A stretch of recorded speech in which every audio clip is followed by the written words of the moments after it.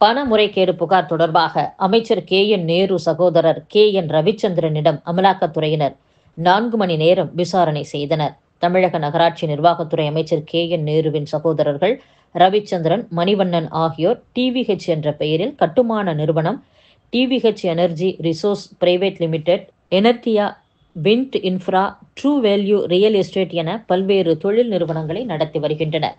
இந்த நிறுவனங்களில் நேருவின் மகனும் பெரம்பலூர் மக்களவை தொகுதி எம்பியுமான அருணும் நிர்வாகியாக உள்ளார் என்பது குறிப்பிடத்தக்கது. டாஸ்மாக் வழக்கு விவகாரம் தொடர்பாக தமிழக அரசுக்கு சென்னை உயர்நீதிமன்றம் கண்டனம் தெரிவித்துள்ளது. தமிழகத்தில் கடந்த 4 ஆண்டுகளில் 19.62 லட்சம் குடும்ப அட்டைகள் வழங்கப்பட்டுள்ளதாக உணவு மற்றும் உணவு வழங்கல் துறை அமைச்சர் சக்கரபாணி தெரிவித்துள்ளார். 2713 ரேஷன் கடைகள் விரைவில் சொந்த கட்டடத்திற்கு மாறும் என்று அமைச்சர் பெரிய கருப்பன் தெரிவித்துள்ளார். சட்டசபையில் கூட்டுறவுத்துறை மானிய கோரிக்கை மீதான விவாதத்திற்கு பதிலளித்த அமைச்சர் பெரிய கருப்பன், கூட்டுறவுத்துறையின் மூலம் நடத்தப்படும் ரேஷன் கடைகளில் 6215 கடைகள் வாடகை கட்டடத்தில் செயல்பட்டு வருகின்றன. இதில் 3502 கடைகளுக்கு சொந்த கட்டிடம் கட்டுவதற்கு இடங்கள் தேர்வு செய்யப்பட்டு பணிகள் நடைபெற்று வருகின்றன. மீதமுள்ள 2713 ரேஷன் கடைகளும் விரைவில் சொந்த கட்டடத்திற்கு மாறும் என்றும் அறிவித்துள்ளார். சென்னை தாம்பரம் மேம்பாலத்தின் மேல் திடீரென ஏற்பட்ட பள்ளத்தால் வாகன ஓட்டிகள் அவதிக்கு உள்ளாகினர். இரும்பு தடுப்புகள் வைத்து போக்குவரத்து போலீசார் நடவடிக்கை எடுத்துள்ளனர். அந்த பள்ளத்தை சீர் செய்யும் பணியில் நெடுஞ்சாலைத்துறையினர் ஈடுபட்டுள்ளனர். சென்னையில் பங்குனி பெருவிழாவை முன்னிட்டு பிரசித்தி பெற்ற மயிலாப்பூர் கபாலீஸ்வரர் கோவில் தேரோட்டம் தொடங்கியுள்ளது. திரளான பக்தர்கள் கூடி அரோகரா கோஷங்களுடன் தேரை வடம் பிடித்து இழுத்தனர். பங்குனி பெருவிழா 3ஆம் தேதி கொடியேற்றத்துடன் தொடங்கியது. 9ஆம் தேதியான இன்று தேரோட்டமும் 10ஆம் தேதி 63 திருவிழாவும் நடைபெறும். மதுரை மாவட்டம் சோழவந்தான் ரயில் நிலைய பிளாட்பாரத்தின் கிழக்கு பகுதியில் உள்ள 2 பெயர் பலகைகளில் சோழவந்தான் என்னும் ஹிந்தி எழுத்துக்களை மட்டும் கருப்பு பெயிண்டால் சிலர் அழித்துள்ளனர். மேலும் ஒரு பெயர் பலகையில் வகுப்பு திருத்த சட்டத்தை எதிர்ப்பதாக ஆங்கிலத்தில் எழுதப்பட்டிருந்தது. எத்தனாலை இறக்குமதி செய்ய இந்தியா தடை விதித்திருப்பதால் அமெரிக்க ஏற்றுமதியாளர்கள் பாதிப்புக்கு உள்ளாவதாக அந்நாட்டு வர்த்தக பிரதிநிதிகள் அமைப்பு குற்றம் சாட்டியுள்ளது. அமெரிக்க அரசின் வரி விதிப்புகளால் இந்தியாவில் பெரிய அளவில் பொருளாதார பாதிப்பு இல்லாத அளவுக்கு தற்காத்துக் கொள்வது அதன் உள்நாட்டு தேவையே. அதுதான் காந்தமாக உலக விநியோகத்தை ஸ்திரமாக்கி பொருளாதாரத்தை ஊக்குவிக்கிறது என்று மத்திய நிதியமைச்சர் நிர்மலா சீதாராமன் கூறியுள்ளார். ஹைதராபாத்தில் கடந்த 2013ஆம் ஆண்டில் நிகழ்ந்த இரட்டை குண்டுவெடிப்பு தாக்குதல் குற்றவாளிகள் 5 பேருக்கு தூக்கு தண்டனையை உறுதி செய்து தெலுங்கானா உயர்நீதிமன்றம் உத்தரவிட்டுள்ளது. தெலுங்கானா தலைநகர் ஹைதராபாத்தில் 2013ஆம் ஆண்டு பிப்ரவரி 21ஆம் தேதி இரட்டை குண்டுவெடிப்பு தாக்குதல் நிகழ்ந்தது.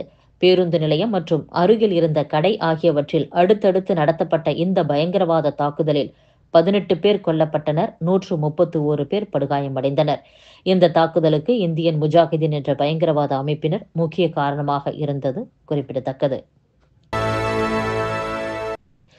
கர்நாடகாவில் நடந்த ஊரக வேலைவாய்ப்பு உறுதி திட்டத்தில் பணியாற்றியதாக சேலை அணிந்து ஆண்கள் போஸ் கொடுத்த சம்பவம் அதிர்ச்சியை ஏற்படுத்தியுள்ளது. இது தொடர்பாக மாவட்ட பஞ்சாயத்து அதிகாரி சஸ்பெண்ட் செய்யப்பட்டுள்ளார். மகாராஷ்டிரா மாநிலத்தில் முகலாய மன்னர் அவுரங்கசீப்பின் கல்லறை அமைந்துள்ள குல்தாபாத் நகரம் ரத்னாபூர் என பெயர் மாற்றப்பட உள்ளதாக அம்மாநில அரசு தெரிவித்துள்ளது. ஜம்மு காஷ்மீரில் பிரிவினைவாத கூட்டமைப்பான ஹுரியத் மாநாட்டில் இருந்து மேலும் 3 அமைப்புகள் விலகியுள்ளதாக மத்திய உள்துறை அமைச்சர் அமித்ஷா தெரிவித்துள்ளார். இவற்றுடன் சேர்த்து ஜம்மு காஷ்மீரில் இதுவரை 11 அமைப்புகள் பிரிவினைவாதத்தை கைவிட்டுள்ளன. ராஜஸ்தான் தலைநகர் ஜெய்ப்பூரில் கடந்த 2008ஆம் ஆண்டு 71 பேர் உயிரிழந்த தொடர் குண்டுவெடிப்பு வழக்கில் குற்றம் சாட்டப்பட்ட 4 பேருக்கு ஆயுள் சிறை தண்டனை விதித்து சிறப்பு நீதிமன்றம் தீர்ப்பளித்துள்ளது. நாடாளுமன்றத்தில் கடந்த வாரம் நிறைவேற்றப்பட்ட வக்ஃப் திருத்த சட்டம் நாடு முழுமைக்கும் நடைமுறைக்கு வந்துள்ளது. இந்தியா வந்துள்ள துபாய் பட்டத்து இளவரசர் ஷேக் ஹம்தான் பின் முகமது பின் ரஷீத் அல் மக்தூம் பிரதமர் நரேந்திர மோடியை சந்தித்து பேசினார். பின்னர் பாதுகாப்புத்துறை அமைச்சர் ராஜ்நாத் சிங், வெளியுறவுத்துறை அமைச்சர் ஜெய்சங்கர் ஆகியோருடனும் அவர் ஆலோசனை மேற்கொண்டார். இந்த பேச்சுவார்த்தையில் இருதரப்பு பாதுகாப்பு ஒத்துழைப்பை வலுப்படுத்த முடிவு செய்யப்பட்டுள்ளதாக கூறப்படுகிறது. மேற்கு வங்க மாநிலத்தில் 25,000க்கும் மேற்பட்ட ஆசிரியர்கள் மற்றும் பிற ஊழியர்களின் நியமனத்தை உச்சநீதிமன்றம் ரத்து செய்த நிலையில் அவர்களில் நியாயமான முறையில் தேர்வு செய்யப்பட்டவர்கள் பணியில் தொடர்வதை உறுதிப்படுத்த குடியரசுத் தலைவர் திரௌபதி முர்மு நடவடிக்கை எடுக்க வேண்டும் என்று எதிர்க்கட்சித் தலைவர் ராகுல் காந்தி வலியுறுத்தியுள்ளார். குடியரசுத் தலைவருக்கு கடிதம் மூலம் இந்த வலியுறுத்தலை ராகுல் காந்தி முன்வைத்துள்ளார். இந்திய ஏற்றுமதி பொருட்கள் மீது பரஸ்பர வரி விதிப்பு என்ற பெயரில் அமெரிக்கா 26% வரி விதித்திருப்பது எதிர்பாராத பிரச்சனை. எனினும் இதிலிருந்து மீண்டு வர முடியும் என்று ஆந்திர முதலமைச்சர் சந்திரபாபு நாயுடு தெரிவித்துள்ளார். காங்கிரஸ் கட்சியின் நிர்வாக பொறுப்புகளில் உள்ளவர்கள் விரைவில் மாற்றி அமைக்கப்பட்டு கட்சி முழுமையாக மறுசீரமைக்கப்படும் என்று அக்கட்சியின் பொதுச் செயலாளர் KC வேணுகோபால் தெரிவித்துள்ளார். முத்ரா திட்டத்தின் கீழ் இதுவரை 33 லட்சம் கோடிக்கு மேல் 52 கோடி எண்ணிக்கையிலான கடன்கள் வழங்கப்பட்டுள்ளதாகவும் இது உலக அளவில் ஈடு இணையற்ற சாதனை என்றும் பிரதமர் நரேந்திர மோடி பெருமிதத்துடன் குறிப்பிட்டுள்ளார்.